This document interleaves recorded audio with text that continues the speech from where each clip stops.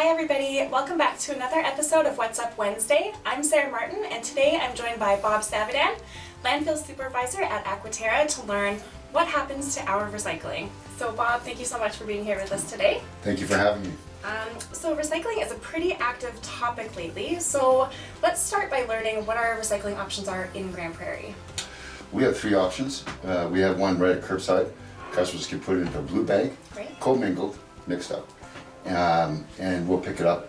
We have a contract that picks up right in the curb. Second option is a facility here in Grande Prairie. It's called the Eco Center.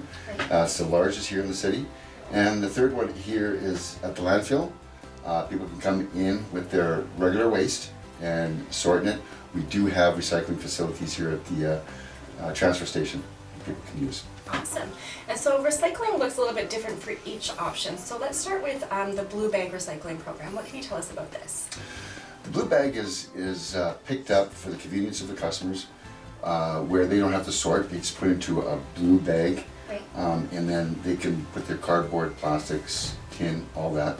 It gets loaded, brought to a facility here in Grande Prairie, and it gets packaged up, shipped down to another facility outside the city. It's called a MRF station, Okay. and it is sorted out through the various recycling products, plastic, cardboard, Paper. tin, yeah, Metal paper, cans yeah, and that sort of everything's thing. all sorted, and in this specialized plant, the MRF station. Alright.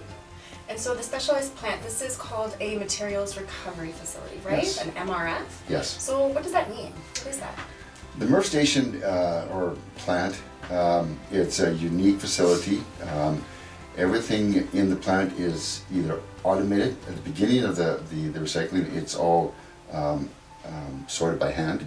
The non-recyclables is picked up through various conveyor belts Okay. and put in the right place. And the rest is all automated through magnet that is picking up the tin and plastic. Also, there's another machine that picks up non-ferrous materials like aluminum and sorting that out too. Okay. And same with the plastics and cardboard. Right. So the materials will kind of come through and then they're sorted manually to remove anything that's Yeah. maybe contaminated or that is not part of that recycling program. Yes. And then it kind of goes through the conveyor belts. And I saw a really cool video, and it's kind of like a suspended, I can't remember what it's called, but the magnetic strip. Mhm. And so as the stuff is going by, it kind of like lifts up to the. Yes. Okay. I've seen some that they use air Okay. to blow into the conveyor belt Yeah. and picking up all the lighter material, and then it's picked up that way. Okay. And so after these items have all been processed and gone through the conveyor belts and everything like that, what happens once they're separated and kind of ready to go? They're packaged up for the end users or a new resource.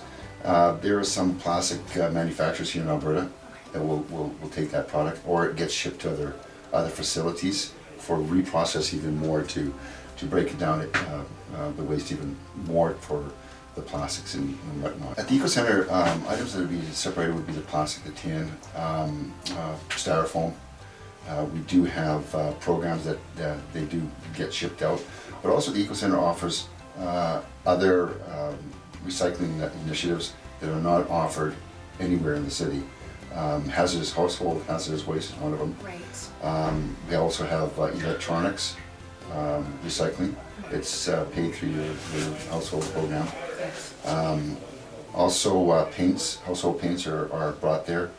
They are packaged up and shipped out to another recycling facility. And so the last recycling option that we discussed, that you brought up, is the landfill.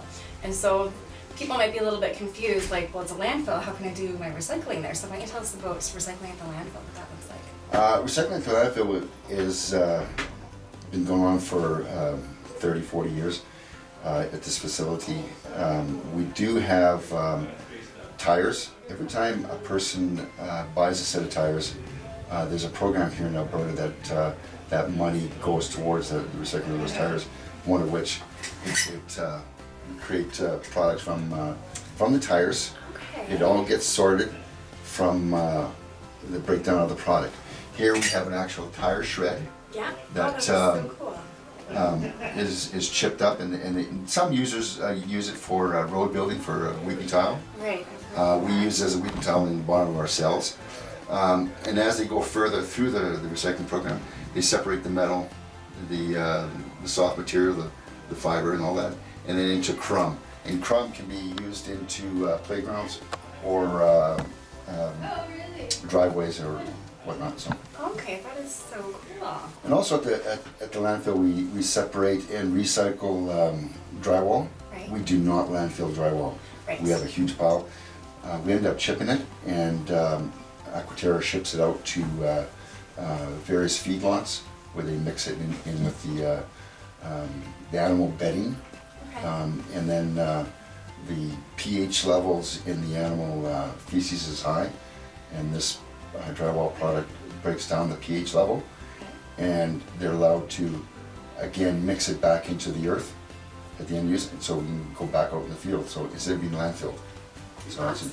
we also have metal recycling and e-waste recycling Right. here at the facility, and some tin and plastic that we offer. And then we also have a recycle shed where people throw waste up, but it's still good.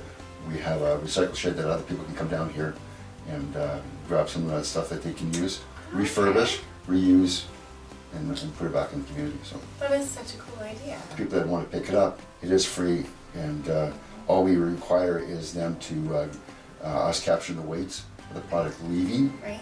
the facility, so we can report to Alberta Environment as part of our operator approval that we have diverted so much waste from the landfill, which includes the tires and the metal and whatnot. So everything that we recycle, Alberta Environment will find out by the end of the year and to see what we're doing on our end Yeah. to improve that.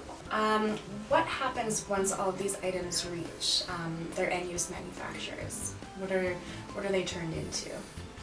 The end use? Yeah. Oh, some of it is turned into parts, airplane parts. Awesome. Other companies will use the plastics instead of buying new raw plastic material to create their product. They'll use the recycled stuff to build their product with it. So, Okay, awesome. and then tire sheds. You can see what we do with the tire. The metal goes to various foundries throughout Western Canada. Sometimes they go down to the States, and then they get melted down and then turned into bicycles, Yeah. car parts, whatnot. Yeah. So Bob, this is really great information. Thank you so much for taking thank the you time to very talk to us. We really appreciate it. Learning about the recycling process and what happens to all of our recycling materials and everything. So to learn more, you can give us a call at 780-538-0340. Check us out on our website at aquaterra.ca, and be sure to check out our Facebook page and our Twitter page for the month of January, because we are going to be loading you guys up with information and tips and tricks and everything that you need to know to start your recycling journey. So on behalf of Bob and myself, we wish you a good recycling journey in 2020. Thank you. Bye. Bye-bye.